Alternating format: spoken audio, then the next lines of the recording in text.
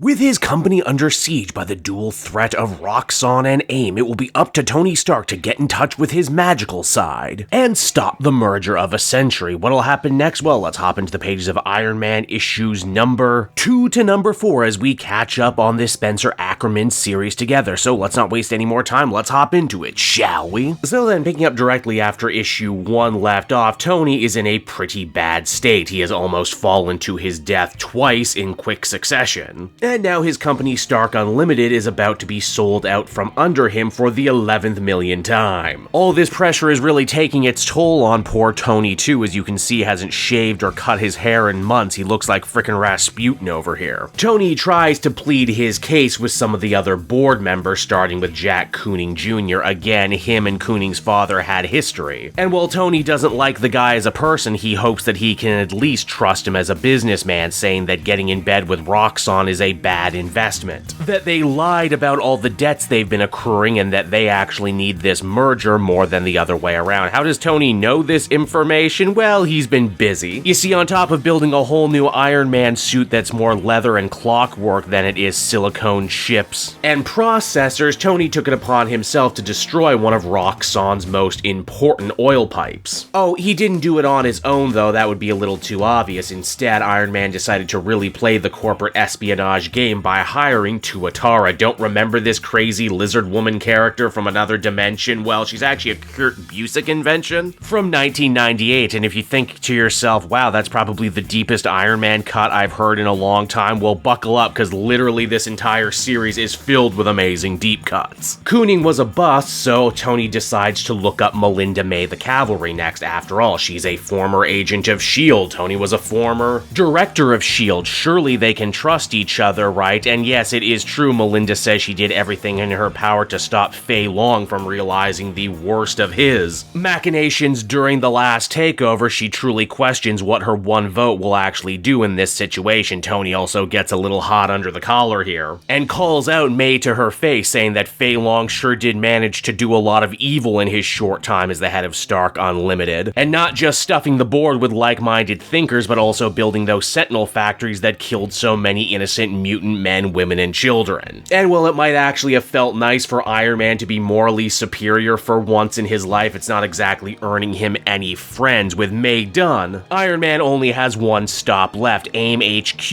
and Monica Rappaccini. Of course, getting there is easier said than done. The facility is in the Arctic, and Tony threw this suit together so quickly it's not pressurized or has climate control yet. Hell, Tony doesn't even have a fun Jarvis-style AI running his suit anymore. Instead, he's running something called Iron GPT, which yes, is one giant chat GPT joke because it totally sucks. It's on his way there, Iron Man ends up coming face to face with Force, another truly forgotten Iron Man villain who is apparently working as security for AIM. At first, Tony tries to de-escalate the situation by thinking, hey, are you the Force I remember, or are you some new guy, only for him to go, nah, sorry, new suit, who dis? Luckily for him though, Rappaccini actually does want to talk and not fight, and as so, she decides to invite Tony into the Scientist Supreme's inner sanctum, which totally looks like something out of your favorite James Bond movie. At first, Rappaccini tries to be pragmatic, saying that she is not stealing Tony's company out from under him, she's actually buying it, you know, don't feel bad, you lost the game of capitalism, them's the breaks. Tony fires back by saying that Roxxon and AIM will never be able to coexist, even with this very fruitful merger. For Justine Hammer, this is all very, very personal, and that it's only a matter of time before this villainous team-up ends up breaking down like every other villainous team-up in the past. Rappaccini says that so far this union with Justine Hammer has been very good for them. Better even than their last deal with Orchis. She made the virus that affected all of Tony's armors, and it was Justine who used her connections to make sure the virus became magical. Which of course begs the big question, how the hell did they actually manage to work that, considering that none of these people actually know that much about magic? Well, the answer might surprise you as we discover the butler who's been pouring drinks at this party the whole time is revealed to be none other than Dr. Druid, a former Avenger and mostly forgotten hero because, well, he's a magic user who's not Doctor Strange, who for some reason has thrown on in with the bad guys. Naturally, this throws Tony for a major loop that one of his own could betray him so deeply, but trust me, by the end it's gonna make a lot of sense. Dr. Druid uses his powers on Iron Man, which causes him to trip absolute balls and be reminded of some of his worst failures. failures. For starters, we have his frayed relationship with his father Howard Stark, the death of Captain America, and then just to really put some icing on the trauma cake, Tony's psyche ends up getting knocked all the way back to the classic events of the Iron Man story Demon in a Bottle, complete with an actual period-accurate art shift. Thankfully though, Tony has been down this self-hating road once or twice before, and while he might certainly want to drink, all of what's been happening isn't going to drive him to do so. In reality though, this nightmare trip down memory lane wasn't meant to kill Tony, it was just meant to keep him busy long enough so Stark Unlimited could cast their vote. Meaning that he now only has 45 minutes to make it to work and plead his case lest everything be lost. To make it out the door though, he is going to have to deal with force. This new suit is being kept together with chewing gum and duct tape, so much to the point that even a loser unknown villain like this could give Tony a run for his money before. Luckily though, Iron Man has one last trick up his sleeve. And that would be one giant supersized clockwork sword that he is able to supercharge with his own repulsors. Seriously, first absolute Wonder Woman, now Iron Man. 2024, 2025 really are the years of superheroes getting big anime swords, and personally, I'm all for it. Now, as issue 3 begins, Iron Man uses this giant sword to make quick work of force before eventually hauling ass all the way back to Stark Unlimited so he won't miss the vote. In fact, Tony is in such a hurry he ends up crashing through the windows completely. Well, I mean, that's certainly one way to make a memorable entrance, that's for sure. Tony pleads his case to the board, saying that they can't possibly get in bed with Roxxon and AIM. Yes, they might be able to corner the global markets on energy and weapons, but at what cost? Surely there's more going on here than meets the eye, and in fact, Tony is once again 100% correct. As you see, Justine Hammer actually had secret silent partners in this deal. The type of silent partners not of this world, the type of people with the power in the pull to bring you back to life when you were dead. A silent partner who, once the vote is cast ratifying the merger, wants to make their own appearance known. Of course, I am talking about the Demon Lord, Belasco. Don't remember this guy? He's mostly been involved in a lot of Ilyana Rasputin magic stories, and he actually fought Mary Jane and Black Cat during that last Dark Web event. Tony actually ends up getting a really good zinger in against this guy, saying, hey look everyone, it's Hell's most famous groomer, and again, if you're familiar with those original stories, you'll know why. Now, why the hell would someone like Belasco be interested in a merger between Stark, Roxxon, and AIM? Well, simple, he wants a brand new consumer base to help move his own soul-poisoning products, meaning that this brand new company, which they jokingly refer to as Stroxon, would be the most powerful company in 2 realms. Obviously, the board members like Jack Kooning Jr. are overjoyed about this new deal. You mean we get to be rich beyond our wildest dreams and we're actually covered on the downside for when we die? Oh sure, lots of people will die, but what do we care, right? If we cared about humanity in the slightest, I mean, we wouldn't be capitalists, right? In classic devil fashion too, Belasco actually tries to offer Tony a seat at the table, assuming that he will drop all future aggression. And even though Justine Hammer has been saying repeatedly throughout this story that there's no way Tony can Iron Man his way out of this situation, no one ever stopped to consider that Tony might actually be able to Tony his way out of this problem. Mainly by proving to even a devil that he is a pretty goddamn good businessman. You see, the way Iron Man explains is that this merger is just simply too large in scale. Cornering the markets on weapons, energy, and soul sure sounds nice on paper. Being able to dictate the markets, tell governments and world leaders what to do, sounds tempting. The only problem is that once you start doing that and once people start dying, Stroxon suddenly becomes an Avengers problem. And hey, what's the going tally right now on Roxxon and AIM versus the Avengers? Oh, they always lose? Well damn, looks like no one told the devil that. And because Belasco has his own dark masters he must return to, he decides that this deal just doesn't work for him anymore. And as such, he allows Tony a situation here to save his board and walk away with his head held high. If the board members sell off all their portfolios to Tony right here, right now, and Tony decides to trade away his stockpile of Mysterium metal, then they'll call this one square. I mean, hey, I guess that's one way to get rid of all this superpowered Mysterium from the X-Men books, huh? The deal is struck and Tony ends up saving the day.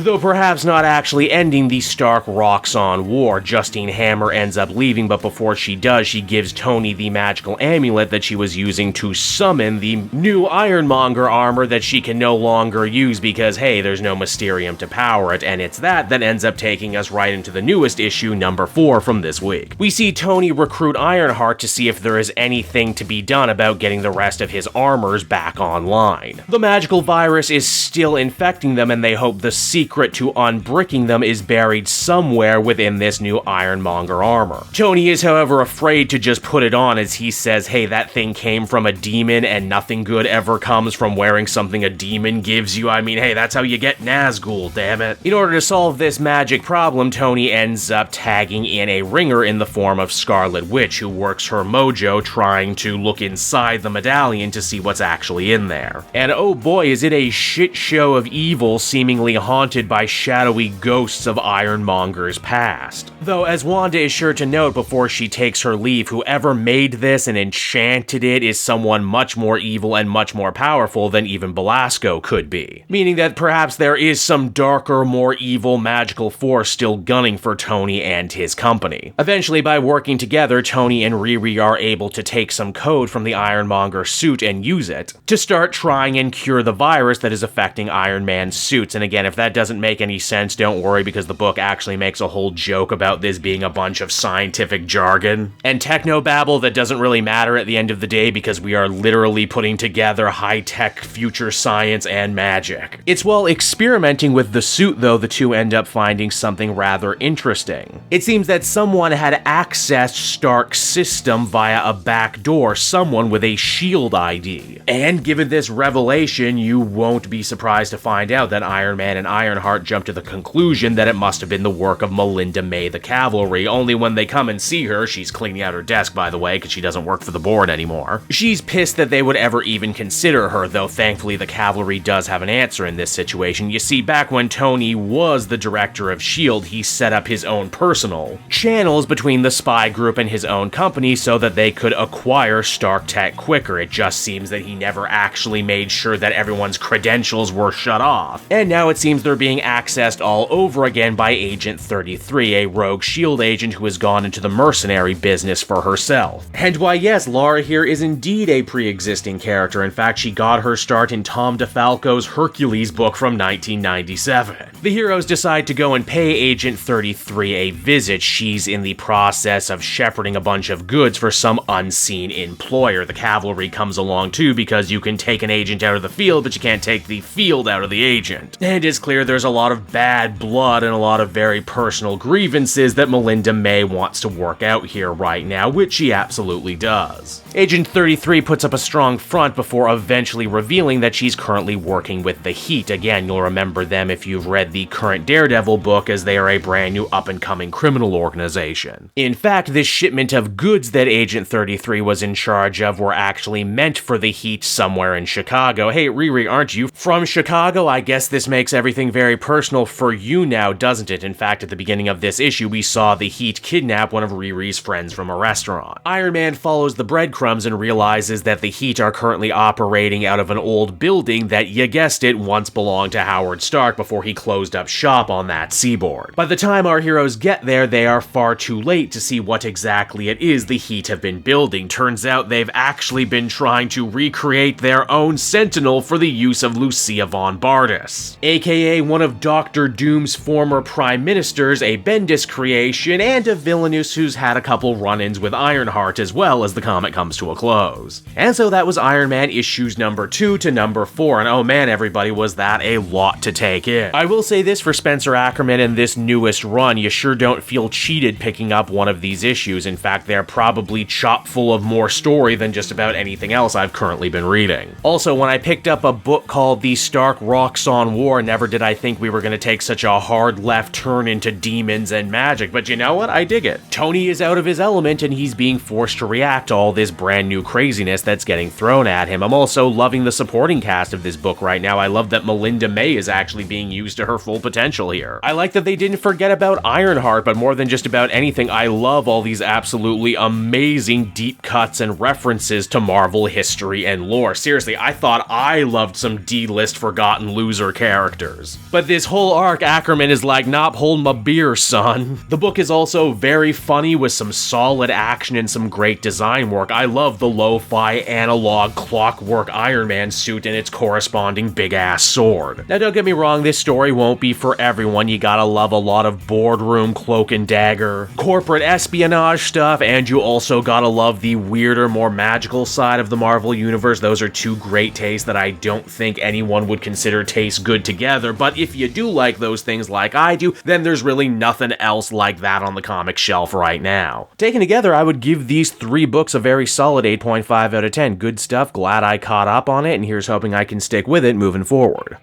Hey there everyone, it's your pal Cape Joel again, and if you're seeing my face right now, that means you watched to the end of the video, and I'll always be grateful for that. Retention helps in this crazy YouTube game, and so does becoming a patron. If you head on down to the description, you can find a link to my Patreon page. Recently just redid all the tiers, a lot of cool stuff offering up there, exclusive commentaries, exclusive polls, behind the scenes concept art for Capes and Quest, that's the brand new D&D show I've started soon. Never been a better time to become a patron. You can become a patron for as little as $1 a month and help the channel grow and, help me continue to deliver content like what you just saw. So I want to thank you all, and I will see you again next time. Bye-bye.